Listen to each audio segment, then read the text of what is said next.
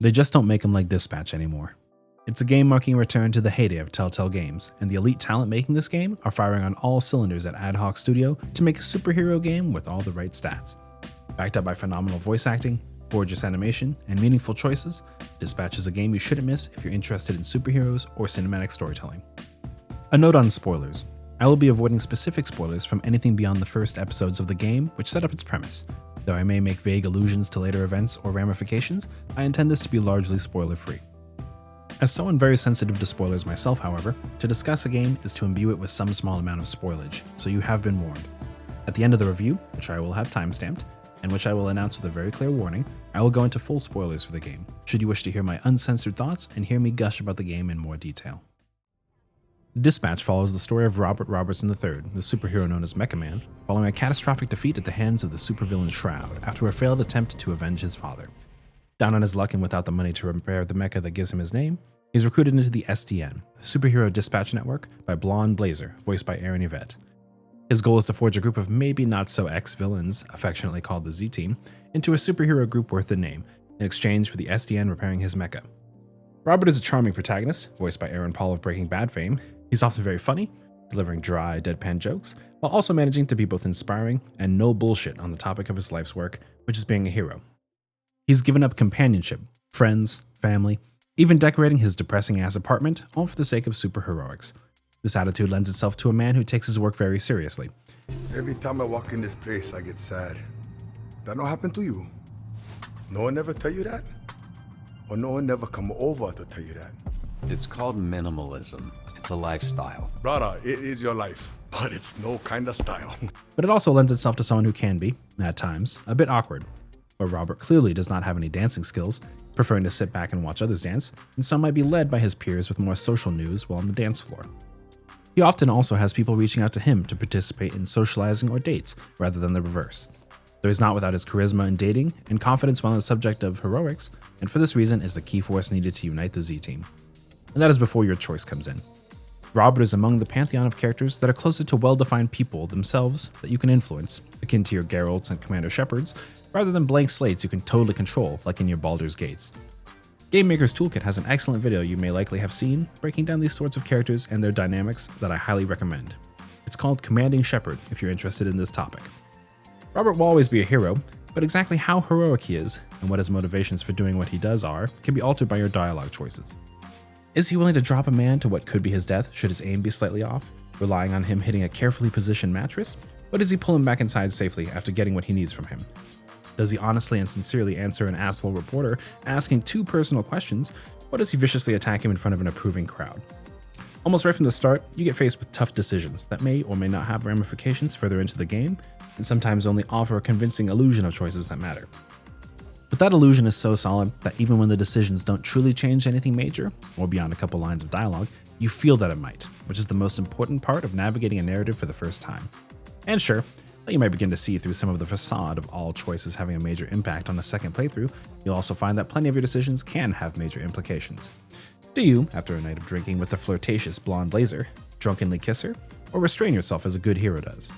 This choice might drastically alter the tone of your first meeting with her boyfriend Phenomenon, setting the scene with terrifying music if you did.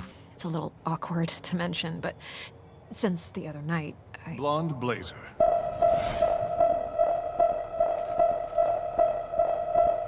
Are you ready to go? Who is this? I thought I'd cataloged all of your work companions. Should you, in the heat of the moment, throw what could be harmless water or a cup of alcohol into the face of the hot-headed and braggadocious Flambe? At every point in the story when faced with a decision, a timer is ticking down, forcing you to think and decide under pressure. Or at least, it would if you didn't have the ability to pause the game at any point. I find this feature extremely useful when I need to stop mid-cutscene to take care of something in real life, though it does undermine some of the tension of having to make a quick decision, and I can pause and mull them over should I need to. You can of course choose to not pause the game and face the decisions genuinely, which adds an enjoyable and pleasantly stressful time factor if you do so. But make no mistake, there are plenty of times I had to pause the game and rack my brain on a decision, walking away from the screen and pacing around my house as I weigh the pros and cons against what my Robert wants, which so few games have ever made me do. Deciding who on the team is not pulling their weight and needs to be cut, or choosing who I should be going on a hot date with, the narrative decision making is one of the highlights of this game and its ilk. Set in an approximately modern setting, though with the occasional sci-fi technologies, you'll not find the world of Dispatch anything unfamiliar to you if you've engaged with superhero media in the last several decades. The setting of Los Angeles is certainly not the star of the show here. The real stars would be the Z-Team, whose members are the prospective heroes that are signed up as part of the Phoenix program, an attempt by the SDN to rehabilitate criminals into heroes and put them on the right path, and who are several handfuls of trouble. They listen poorly, act out, and sabotage both each other and themselves as they rail against Robert and any authority. Chief amongst them, and garnering the most screen time by far, is Invisigal, the foul-mouthed thief voiced by the legendary Laura Bailey. Vizzy steals the show for much of the game, acting as the most interesting character of the game in a will-they-won't-they dance with villainy and heroism. Though the others are no slouches either. The team has many strong voice actors, adding quirky performances to the game, putting in robust, funny performances across the board. I will caveat that at times, there seems to be some strange audio filter on Sonar, voiced by Charles Wade, aka Moist Critical, and Malevola, voiced by Alana Pierce, during some of their scenes, as their audio quality on occasion comes off as noticeably worse than the others, as if they recorded from their homes and sent in their performances to be added to the game. Nah, not at all, man. No clue. What's up? What's going on, Robbie? I could be crazy though, and this is a conscious choice to have them sound different due to them being bat monsters and devils. Speaking of audio, I can't stop raving about the music of the game, which has a mix of suitably heroic strings and gentle, almost angelic synth music. Friends and Benefits by Andrew Arcadia from the OST comes to mind when you're sitting on the sign with Blazer, and more modern styled music in the form of hip-hop, electronic, and very carefully chosen licensed music. Special shout out to the song remixed by Flambe. Dispatch is also an emotional and intimate game. Without spoiling anything in this section, it has moments of great tenderness alongside moments of strong sadness that manage to choke me up, though I am admittedly easy to affect with emotional moments in fiction, so your mileage may vary. What I do not think will vary for you is that Dispatch is a very funny game, the writing easily managing to avoid crossing that fine line into cheesy or groan-worthy MCU writing, which has become so stereotypically lambasted, while still having charm and a quirkiness to the humor. Well, you're really going to act like you don't remember me. Wait, it's coming back to me. Hold on. Yeah, it's coming back to me. You are Dr. Don't Do Shit. Your deal is you walk up to people, look threatening, talk a big game, then don't do shit about it. Also, you're not a real doctor, because you're a fucking idiot. Shit. That is... It would have been very easy for this game to have been bad, poorly written, and cringe, so it is truly impressive that they managed to pull this off in the era of modern gaming, where we are all extremely cynical about similar styles of humor. The game also, despite its mature content in sex, drugs, and violence, has a wonderful balance of levity and dark tones which it juggles expertly. I'd compare it to, in recent popular media, something like a slightly lighter, less gory in tone.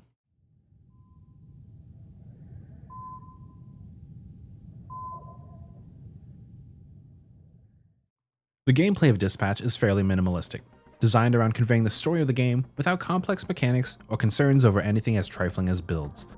During cutscenes, gameplay consists of two flavors. One half is choosing options on a sort of dialogue wheel-esque menu that appears, while a bar showing how much time you have left to decide shrinks. The other is using QuickTime events to have Robert do something, typically action-related, such as holding right trigger on a controller and moving the joystick in a certain direction to stomp on someone, or pressing a button at a precise time to punch someone. During the time you are working as the eponymous dispatcher, you'll be sending your villainous heroes on missions to assist loyal SDN subscribers with whatever tasks they may wish, from delivering an absurdly complex coffee order to fighting kaiju. Each of your heroes in training has certain stats, though when they level up from completing enough missions, the point you get upon leveling can be assigned any way you wish. Each member of the Z-Team also has their own special abilities you discover in the field when you accidentally activate them, and new abilities you acquire after sending them to Hero School to better learn one of two powers you choose, or to get a flight license so they can legally fly around the city of Los Angeles. Each mission has descriptions and keywords that allude to which stat is most useful for the task at hand, and a mission that asks you to charm a villain and move fast to save people asks for a hero that has points in charisma and mobility. Once you dispatch heroes on a mission, the number of heroes that might be sent indicated by a number on the mission, they will travel from SDN to the mission location, and a radar chart will appear showing you the ideal statistical breakdown of the mission in order to complete it. Overlaid atop that will be the chart of your hero or hero's stats, whereupon RNG will decide whether or not you succeed based on how much of the charts overlap, represented with a little pinball animation. A successful mission rewards your heroes with a plethora of XP, and another successful mission under your belt. A failure results in injuries to your heroes, reducing their abilities. 2 injuries without a heal will knock a hero out of the fight for the shift, without deploying a once per shift item you acquire later in the game to revive them. After each mission, your heroes will need to return to base and rest before the next mission. This creates a careful balancing act of sending out the right number of heroes on the right calls, but only as many as strictly necessary to ensure you have heroes freed up for the next call that might appear on your map. As the game progresses between episodes, various new mechanics might change how some of the missions play out. One episode has heroes you send together attempting to sabotage one another to get ahead, while another might have power outages Robert, a proficient hacker, might need to contend with to bring the map back online in a simple hacking minigame that manages to not overstay its welcome. Your shifts, broken up by lunches where Robert interacts with the characters around him, work with the cinematics to form the shape of the game. The actual dispatching of heroes to calls that keeps the subscribers of STN happy and safe forms the body, where character interactions and interactive action and dialogue cutscenes form the heart and soul. My only real, small gripe with the system, which is simplistic and lightweight enough to not be a chore to play while keeping the momentum going, is that the controls on controller can be quite finicky. Moving from the hero roster up to select the call you want to send them on is not a very precise action, and often the selection cursor would get stuck or not go where I wished it to go, causing missed missions when things were down to the wire as I tensely timed when a hero finished resting to when they can be dispatched. Dispatch is set in a series of 8 episodes, each of which is something like 45 to 60 minutes of entertainment, not dissimilar to longer episodes of a TV show, and I don't think this is unintentional. It is no coincidence they released on a cadence, like popular streaming shows have done. I cannot say though if this truly detracts from the experience or adds to the discussion, as I waited until all 8 episodes were released to play. So make of that what you will, that I chose to not engage with this release schedule at all for its effectiveness.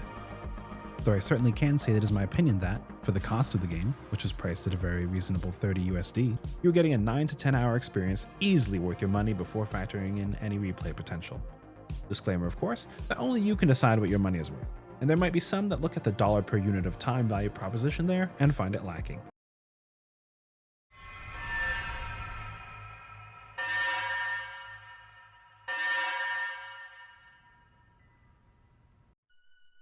Okay, this is the beginning of the spoiler section.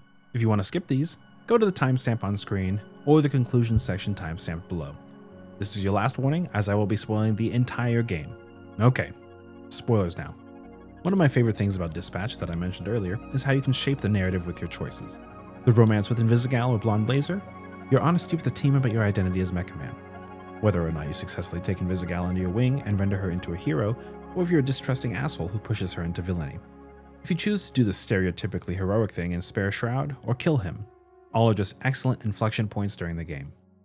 The romance I think is especially well done and genuine, and the beautiful and pleasantly haunting music that plays during romantic decisions and scenes works in tandem with the expert cinematography to really set the scene.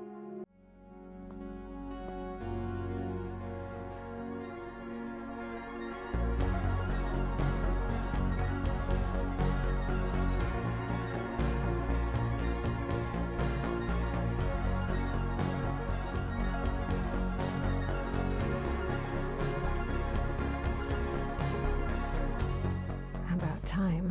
Hope it was worth the wait. I just really want to give kudos to the team at Ad Hoc Studio for how much work must have gone into framing the shots of Dispatch, greatly enhancing the cinematic feeling. I'm not in the business of making movies, but when I see some of these shots, I can tell someone who really knows their shit is behind the virtual camera. One of the strongest emotional cores of the game is Chase, who fulfills something like a cross between your uncle and your older brother, a superhero who's semi-retired, working at SDN like Robert as he can no longer use his powers due to the extreme toll it puts on his body to use them.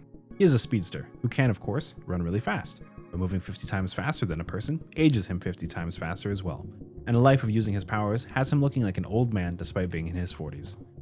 Chase is also a traditional hero. He thinks that killing people is wrong and isn't what heroes do, so should you kill Shroud at the end of the game, he will ultimately back up your decision. He does believe in giving people second chances, though his second chance for Vizia seems to have been long left behind, and he believes she's a liability to the team and so refuses to trust her. During a pivotal moment in the game, when the asthmatic Invisigal has made a seemingly hot-headed mistake and is taken down, lying in a poison gas of Shroud's devising, we get a powerfully shot, scored, and executed scene of him saving her.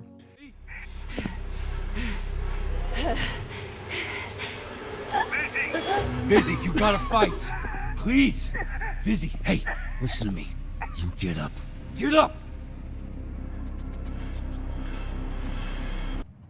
Keep up. No!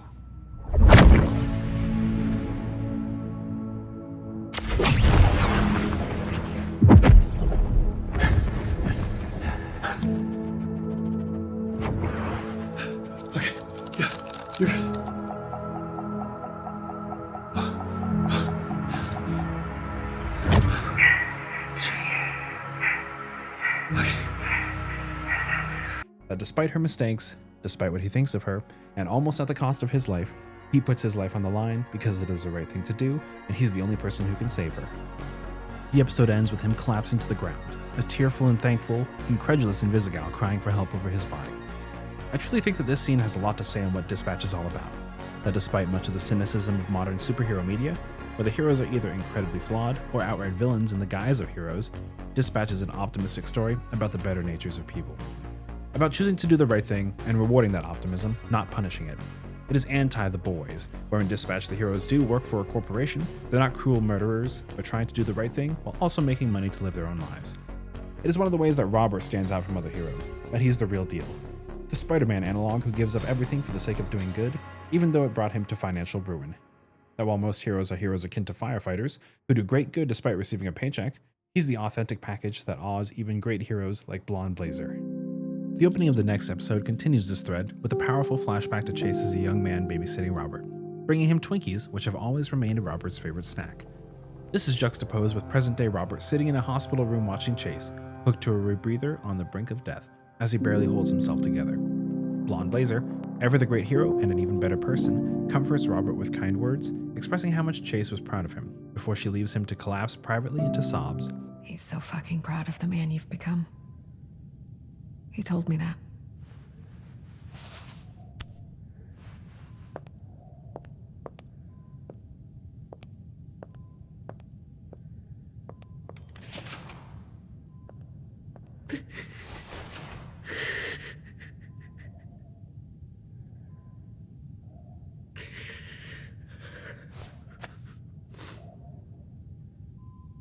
The whole sequence showcases why there isn't anything quite like a Telltale game. The animation work is just detailed enough to let you see Robert agonize, glancing up and trying to hold himself together just long enough for Blazer to leave the room. The stellar voice acting of Blazer's tenderness and earnestness, and Robert's unbottling of emotion combined with the production and camera work to really set the stage. The sterile medical lighting of the scene as Robert clutches at Chase's sheets, the camera looking down on the rest of the room in shadows of a late night. It really feels like a great movie to pull you into the characters and what they're feeling. And I really cannot say enough about the voice acting performances. I never would have suspected that Jesse from Breaking Bad had these sort of chops for voice work, yet he is inspiring when a speech is needed, stern when addressing villains seriously, wry and humorous when roasting the shit out of someone, and soft or flirtatious when the situation calls for it. This guy, Robert, is a mask. He's not real. He's the guy who sits behind his desk, biding his time, dreaming of the day he gets back in the fight. Flambe singing at the Sardine, a villain's bar, made me burst out loud laughing, while Laura Bailey consistently portrays the pain, loneliness, and edgy humor of Invisigal as someone only of her voice acting caliber can do. Are you smoking in a playground? The fuck's wrong with you? There you go. One more strike against me. You gotta get rid of somebody, right? I'm making it easy for you. No, you're quitting. You're not making it easy for me. You're making it easy for you. You don't get it. Some people are born to be heroes. I'm not one of them. I tried. Just wasn't meant to be. I love well-executed romances in video games, and I have since BioWare first introduced me to the concept in Knights of the Old Republic as a kid. Since then I've been hooked, and think that each time a game with companions and branching narratives does not include them, they're missing out on a crucial and exciting form of relationship integral to the human experience. But that isn't to say games such as Metaphor Refantatio are wrong for not including them, and I get the intention behind leaving it out to focus on other areas of the narrative. I just always can't help but feel that there's more to explore on the subject if it's left on the cutting room table in an excellently written game. Mass Effect is only better for romancing Talia or Garrus, and for Dispatch, I think choosing between going to the movies with Invisigal and dinner with Blazer was the hardest choice in the game for me. On my first playthrough I went with Blazer, as my by-the-books, paragon of righteousness good guy Robert made the most sense with the top hero and all-around good person Blazer, who despite being a bit corny, comes off as authentic and cute. On my second playthrough, Robert was a bit rougher around the edges, less by the books, and while still a successful hero, was willing to kill what true hero Robert was not, and I naturally went for the red flag bad girl that is Invisigal. I can fix her, bro, I swear. What followed was a more narratively interesting relationship, where Invisigal's back and forth dance with villainy and insanely flirtatious nature resulted in a cute, very funny, and gripping ride. I fucking love Sour Patch Kids. Cool. Me too.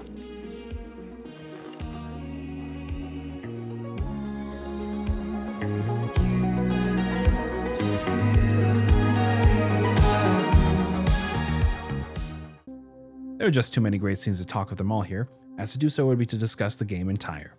A creatively executed bar fight scene, switching between modern perspectives following the conclusion of the fight, eating not Taco Bell, intercut with action scenes at the bar caps off a great episode. Or perhaps my favorite scene in the game, a beautiful, high-energy dance set to a banger of a song, Radio by Bershi, which I want to add I think fits as both a song from Vizzy's perspective on Robert, since she diegetically puts the song on, but also Robert's perspective as someone socially awkward coming around to Vizzy or engaging with a seemingly perfect blazer.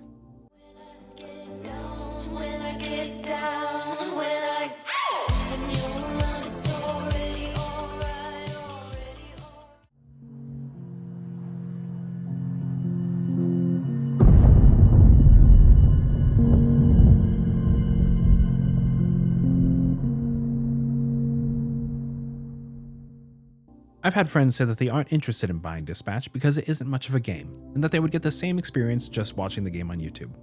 I disagree with this idea, but while sure, you'll get some amount of the experience by watching it, I think having a tangible effect on the game and being forced to make choices in the heat of the moment adds a great deal.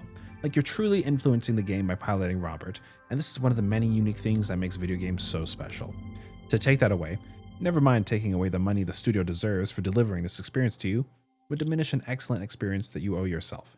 A heartfelt story of heroism, a delightful cast of fuck-ups, masterful voice acting and writing, gorgeous animation, and a fun yet lightweight system of commanding your heroes makes Dispatch a game you shouldn't miss, and I'm going to have my eyes glued to Ad Hoc Studio for their future games. The death of Telltale Games was a tragic one, and so like Robert Robertson, I can only hope that Ad Hoc Studio can avenge them and carry on the family legacy, bringing it to bigger and better heights while escaping financial ruin.